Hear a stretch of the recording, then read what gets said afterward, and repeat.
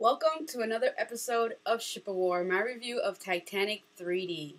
Ship of War. When ship happens, I'm there.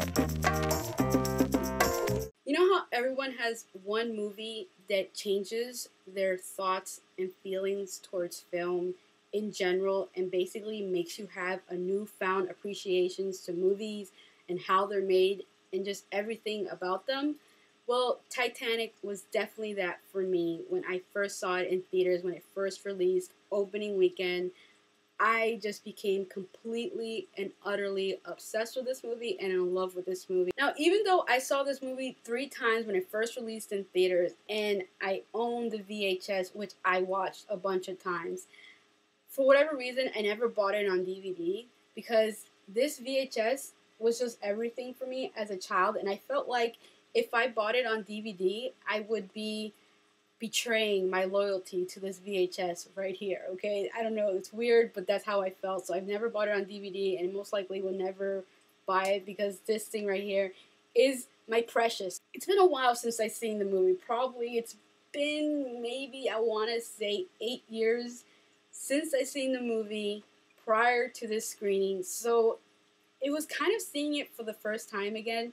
Because while I was watching this movie, because there was some things that I did not remember in the movie, there were jokes that I guess when I was younger I completely did not get because I started laughing so hard during this movie, during certain things. And then the tense scenes, the scenes when the boat's going down and all these tragic things are happening to all these different people, I ended up tearing up as though I've never seen this movie and as though I didn't see any of this stuff coming.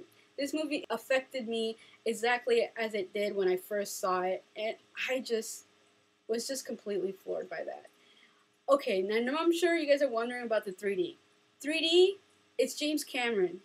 That's all I gotta say. He did a wonderful job converting this movie in 3D.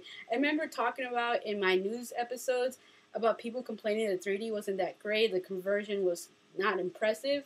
I don't know what the heck these guys were talking about, but this was by far the best 3D I've seen since Avatar, and that's saying something because this movie wasn't even filmed in 3D. It was converted in 3D, and yet there was some particular scenes, especially when they're underwater and the debris is coming up from the ocean floor or from the boat itself.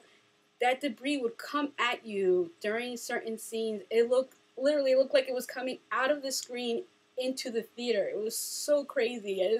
I was just completely floored by the 3D, even though I felt I lost the 3D at certain points because there wasn't a lot of things in the movie that really stood out for the 3D to be really effective.